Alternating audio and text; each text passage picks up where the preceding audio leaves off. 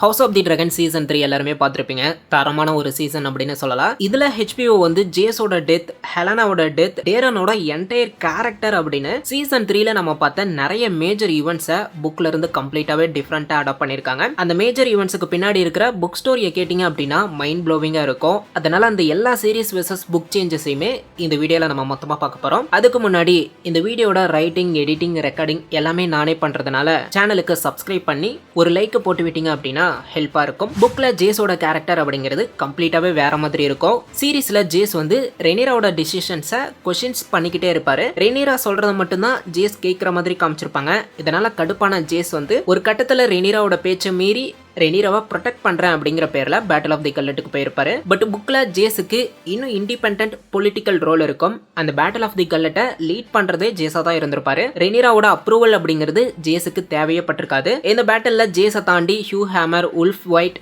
நெட்டில்ஸ், Addam அப்படின்னு எல்லாருமே participate பண்ணியிருப்பாங்க. இதனால அந்த பேட்டில் ஆஃப் தி கல்லட்ல ஜேஸுக்கு டோட்டலா 5 டிராகன்ஸ் சப்போர்ட்டா இருந்திருக்கும். பட் இவ்வளோ டிராகன்ஸ் கல்லட் வரல ஜேஸுக்கு சப்போர்ட்டா இருந்தாலும் ட்ரையார்கி ஆர்மி வெர்மேக்ஸ் அட்டாக் பண்ணி ஜேஸையுமே போட்டு தள்ளிடுவாங்க. பேட்டில் ஆஃப் தி கல்லட்ல இன்னொரு பிக்கஸ்ட் டிஃபரன்ஸ் என்ன அப்படின்னா சீப் ஸ்டீலர். சீரிஸ்ல தான் சீப் ஸ்டீலரை வந்து ரேனா ரைட் பண்ணியிருப்பா. அண்ட் ரேனாவோட சீப் ஸ்டீலர் தான் ஜேஸோட டெத்துக்குமே ரீசனா அமைஞ்சிருக்கும். பட் புக்ல சீப் ஸ்டீலரோட ரைடர் ரேனா இல்ல, நெட்டில்ஸ் அப்படிங்கிற ஒரு கம்ப்ளீட்லி டிஃப்ரெண்டான ஒரு கேரக்டர். அதே மாதிரி நெட்டில்ஸ் டார்கேரியனுமே கிடையாது. இவ ஒரு சாதாரண ஆடு மேய்க்கிற பொண்ணா தான் இருப்பா. தினமும் மார்னிங் சீப்ஸை அந்த டிராகனுக்கு கொடுத்து சீப் ஸ்டீலரோட பாண்ட் ஆகி இருந்திருப்பா. அண்ட் இந்த நெட்டில்ஸை லேட்டரா டேமனோட ஒரு சீக்ரெட் ரிலேஷன்ஷிப்ல இருக்கிற மாதிரியுமே மென்ஷன் பண்ணிருப்பாங்க.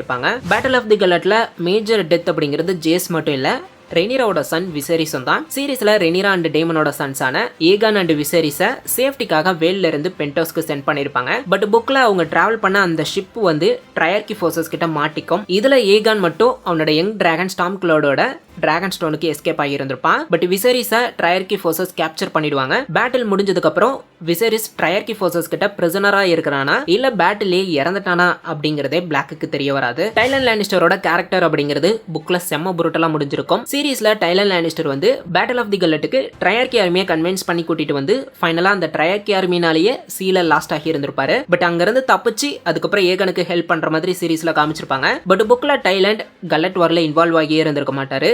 ரெனிரா கிங்ஸ் லேண்டிங்கை கேப்சர் பண்ணும்போது டைலன் லானிஸ்டர் வந்து சிட்டிலேயே தான் இருந்திருப்பாரு. அந்த சமயம் ராயல் ட்ரெஷரி வந்து ஆல்மோஸ்ட் எம்டியா இருக்கிறது தெரிஞ்ச ரெனிரா கிரவுனோட ரிமைனிங் கோல்டு எங்க இருக்கு அப்படின்னு டைலன் லானிஸ்டரை டார்ச்சர் பண்ண சொல்லுவாங்க. ஆக்சுவலி கிரீன்ஸ் வந்து ஆல்ரெடி அந்த கிரவுனோட கோல்ட ஆல்ரெடி 3 பங்கா சேஃபான பிளேஸ்க்கு அனுப்பிச்சு வச்சிருந்திருப்பாங்க. இதனால டைலன் லானிஸ்டரை ரெனிராவோட மென் பிளாக் செல்ஸ்ல அடைச்சு வச்சு அவரோட கண்ணை பிளைண்ட் பண்ணி இயர்ஸை கட் பண்ணி கெல்டட் ஆக்கி ரொம்ப ப்ரூட்டலா டார்ச்சர் பண்ணி அந்த கோல்டு எங்க இருக்குது அப்படிங்கறத தெரிஞ்சுக்க ட்ரை பண்ணுவாங்க. பட் டைலன் கடைசி வரைக்கும் கிரவுனோட ரிமைனிங் கோல்டு எங்க இருக்கு அப்படிங்கறத சொல்லவே மாட்டாரு.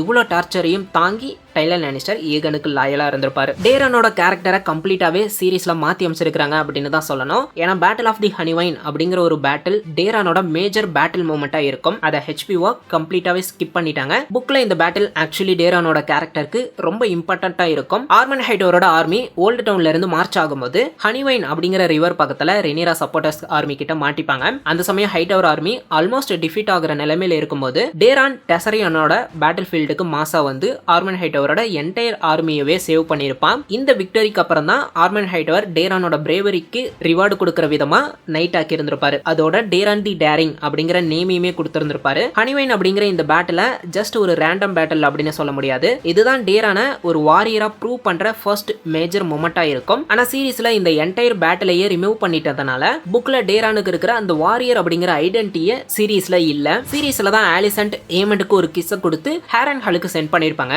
பட் புக்ல இந்த சிச்சுவேஷன் கம்ப்ளீட்லி டிஃபரெண்டா இருக்கும். ஏமண்ட் டேமனை எதிர்க்கிறதுக்காக பிளான் போடும்போது grand maester Orwyle and Lord Jasper Wylde இவங்க 2 பேருமே டேரான் அண்ட் டெசரியன் வர வரைக்கும் ஏமண்ட வெயிட் பண்ண சொல்லி இருந்திருப்பாங்க. ஆலிசன்ட்மே ஏகன் அண்ட் சன்ஃபயர் ரெக்கவர் ஆகிற வரைக்கும் ஏமண்ட வெயிட் பண்ண சொல்லுவாங்க. பட் ஏமண்டுக்கு டேமனை ஃபேஸ் பண்ணணும், காராக்சஸை வேகரோட ஃபேஸ் பண்ண வைக்கணும் அப்படிங்கிற ஒரு ஈகோ இருக்கும். அதனால யாரோட அட்வைஸுமே கேட்காம கிறிஸ்டின் கோலோட ஆர்மியை கூட்டிக்கிட்டு ஹேரன் ஹாலுக்கு கிளம்பி இருந்திருப்பான். சீரிஸ்ல கிறிஸ்டின் கோல் கிட்ட வந்துட்டு ஹேரன் ஹாலுக்கு வரேன் அப்படின்னு தான் சொல்லியிருப்பான். பட் வந்திருக்க மாட்டான். ஆலிசன்ட்னால தான் ஃபைனலா போயிருந்திருப்பான். பட் புக்ல ஆரம்பத்திலே கிறிஸ்டின் கோலோட சேர்ந்து ஏமண்டுமே ஹேரன் ஹாலுக்கு போயிருந்திருப்பான். சீரிஸ்ல டேமனுக்கு வந்து Daenerys Targaryen future prophecy related experience எல்லாம் வந்திருந்திருக்கும். அதுக்கப்புறம் தான் ரெனிராவை குயினா அக்செப்ட் பண்ணி லானிஸ்டர் ஆர்மிக்கு அகைன்ஸ்டா ஃபைட் பண்ணிருப்பாரு. பட் புக்ல டேமனுக்கு வந்து இந்த சூப்பர் நேச்சுரல் விஷன்ஸ்லாம் எதுவுமே இருக்காது. புக்ல கிங்ஸ் லேண்டிங்ல இருந்த டேமனோட சப்போர்ட்டர்ஸ் மூலமா இருந்திருப்பான். ஏமன் அண்ட் கிறிஸ்டின் கோல் அவங்களோட ஆர்மியோட ஹேரன் ஹாலுக்கு மார்ச் ஆகுறாங்க அப்படின்னு டேமனுக்கு முன்னாடியே தெரிஞ்சிடும். அதனால ஏமன் கிங்ஸ் லேண்டிங்கை விட்டு கிளம்பின உடனே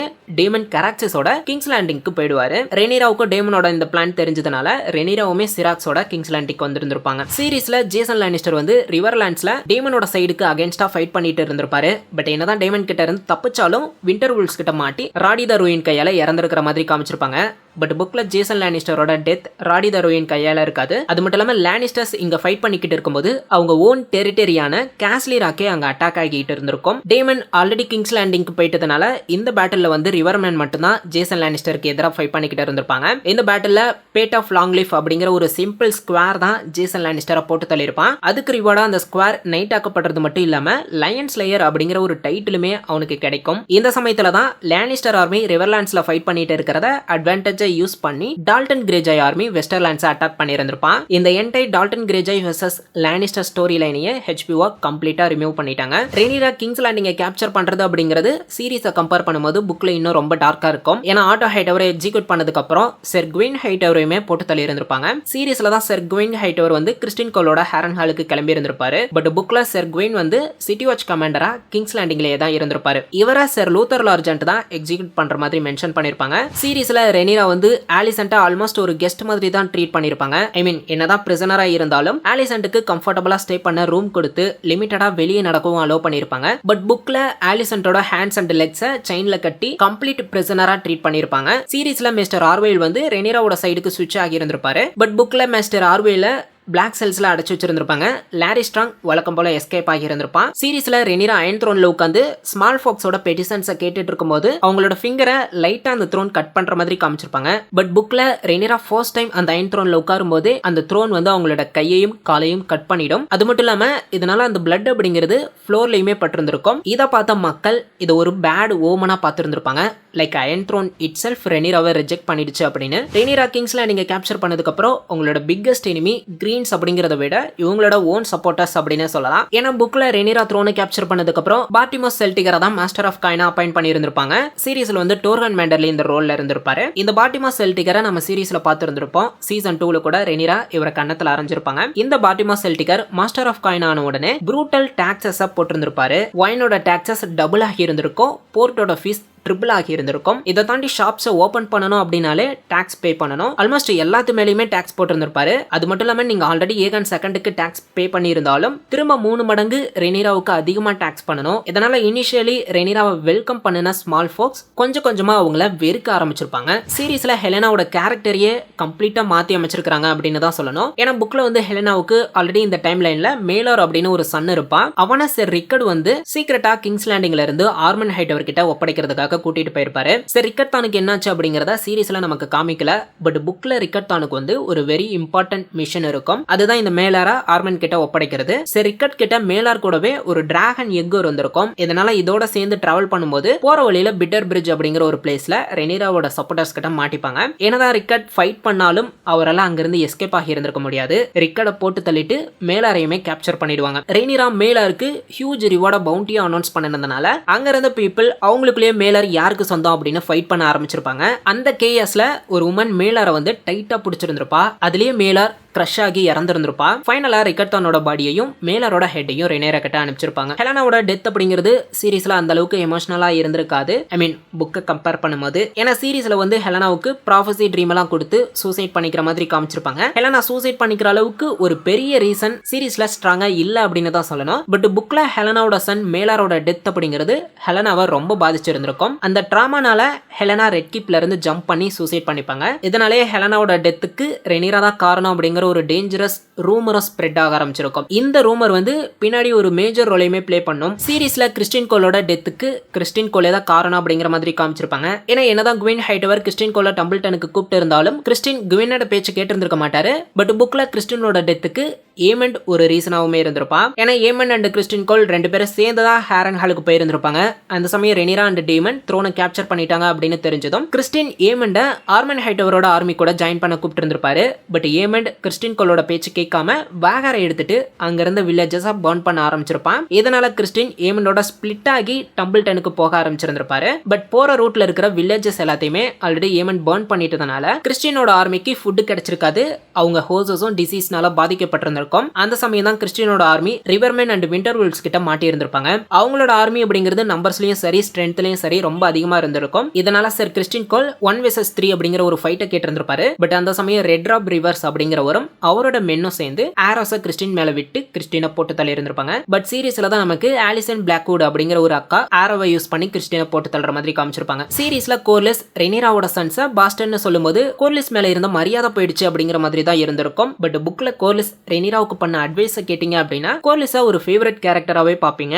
அந்த அளவுக்கு என்ன அட்வைஸ் கொடுத்தாரு அப்படின்னா வார கண்டினியூ பண்ணாம பீஸை ட்ரை பண்ணலாம் அப்படின்னு. பராத்தியன்ஸ், ஹைட்டவர்ஸ் அண்ட் லானிஸ்டர்ஸ் இவங்க எல்லாரும் ரெனிராவுக்கு நீல் பண்ணிட்டாங்க அப்படின்னா அவங்கள மன்னிச்சு விட்டுறலாம் அப்படின்னும், அது மட்டும் இல்லாம ஆலிசன்ட் அண்ட் ஹெலனாவை ஃபெய்த் கிட்ட ஹேண்ட் ஓவர் பண்ணிடலாம் அப்படின்னும், ஜெஹராவை கோர்லிஸே எடுத்து வளர்க்குறேன், ஃபியூச்சர்ல ஏகாந்தி எங்க இருக்கு, ஜெஹராவை மேரேஜ் பண்ணி வச்சிடலாம் அப்படின்னும், அதை தாண்டி ஏகான் அண்ட் ஏமனை வாளுக்கு சென்ட் பண்ணிடலாம் அப்படின்னும் அட்வைஸ் பண்ணி இருந்திருப்பாரு. இதுக்கு டேமன் அக்செப்ட் பண்ணாம கண்டிப்பா எல்லாரையுமே போட்டு தள்ளி தான் ஆகணும். அது மட்டும் இல்லாம பராத்தியன்ஸ் அண்ட் லானிஸ்டர்ஸ் ஹவுஸை கம்ப்ளீட்டாவே டிஸ்ட்ராய் பண்ணணும்.